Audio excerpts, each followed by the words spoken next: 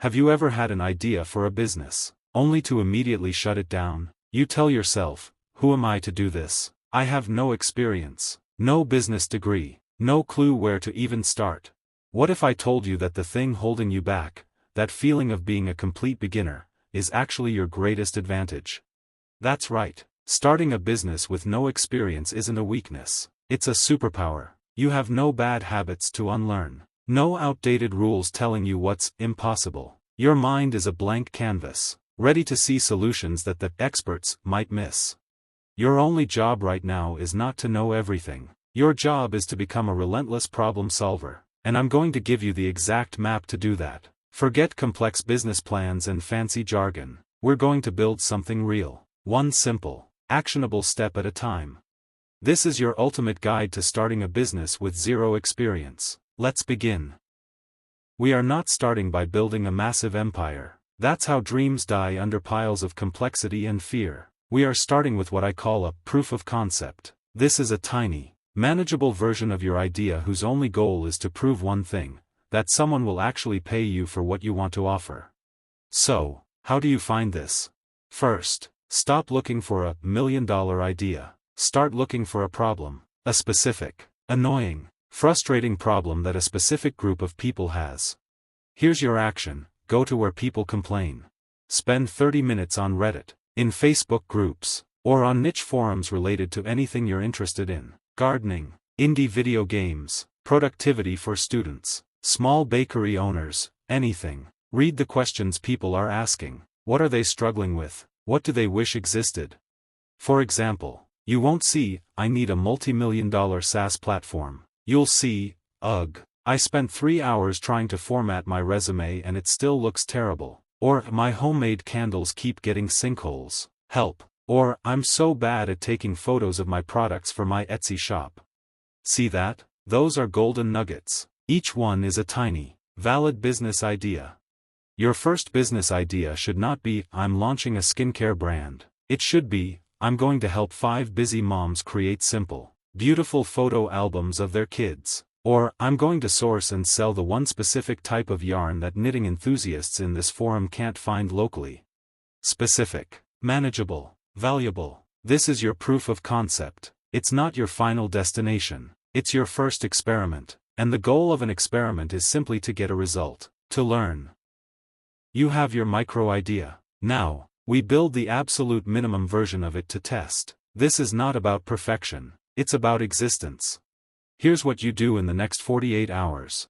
1. Claim your digital home. Go to Card, Canva websites, or Squarespace. Pick one. Create a single-page website. It needs just 3 things. 1. A headline saying who you help and what you do. I help overwhelmed entrepreneurs design simple logos. 2. A few sentences describing what that looks like. 3. A big, clear, "Contact me" button or a link to your calendar. That's it. Don't overthink the design. Use a template. Clean and clear beats fancy and unfinished. 2. Create your good enough brand. Open Canva. Pick a clean font. Pick 2 colors you like. Make a simple logo. It can just be your business name in that nice font. This is not your forever brand. This is your for now brand. It just needs to look professional enough that someone doesn't click away immediately.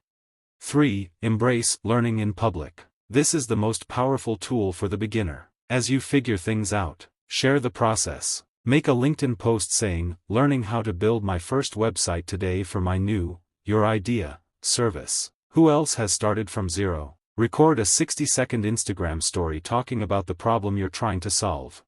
Why? This does 3 magical things. First, it holds you accountable. Second, it attracts your first potential clients who will see your authenticity and want to support you. And third, it documents your journey, which later becomes your story, your most powerful marketing asset. You are not hiding in a cave trying to build the perfect thing. You are building in the open, and people are drawn to that genuine energy. You've made a few sales. Congratulations. Now you'll notice something. Tasks that took you 4 hours the first time might only take 2 now. You've developed a pattern. That pattern is the beginning of your system. And systems are what turn a one-time project into a real business. Action 1. Document the recipe. Open a Google Doc or a Notion page. Write down every single step you took to deliver your service or product, from the first contact to the final thank you email. Step 1, receive inquiry. Step 2, send proposal PDF. Step 3, schedule kickoff call using Calendly link. This document is now your first operations manual. It turns your knowledge into a repeatable process. Action 2, automate the obvious. Look at your recipe. Where are the repetitive, brainless tasks? Scheduling calls, use Calendly, sending initial information, create a template email, creating graphics, make Canva templates. Each small automation gives you back mental energy and time, the most precious resources you have. Action 3, the profit reinvestment rule. Your first $100, $500, $1,000 in profit is sacred. It is not for a fancy dinner. It is fuel for the engine. Reinvest it directly back into the business. That might mean buying a better website domain, paying for a course to learn a specific skill you're missing, or buying materials for your next batch of products. This is how you grow without debt.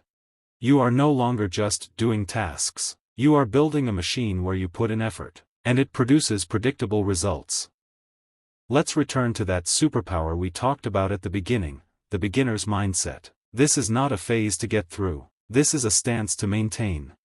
Always stay curious. When you face an obstacle, say, how can I solve this? Instead of, I don't know how to do this. That simple shift opens the door to Google searches, YouTube tutorials, and asking for help.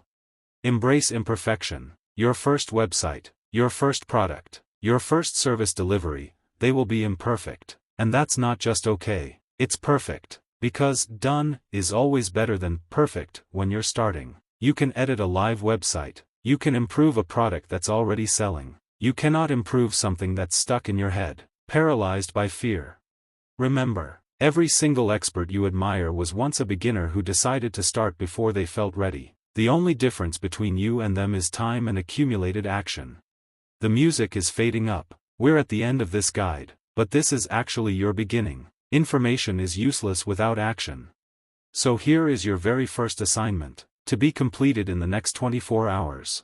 1. The 20-minute problem hunt. Set a timer. Go to one online community. Find 3 real problems people are complaining about. Write them down. 2. The one-sentence solution. For one of those problems, write down a single sentence for how you could solve it. I could create a simple video tutorial showing how to, or I could put together a small kit that includes. 3. The decision. Say this out loud, I am capable of figuring this out. That's it. You don't need to quit your job. You don't need thousands of dollars. You just need to start the cycle, find a problem, offer a solution, and talk to one person about it. The path is created by walking it. Your inexperience is not a barrier. It's the blank page on which you'll write a remarkable story. So go on. Start before you're ready. The world is waiting for what you will build.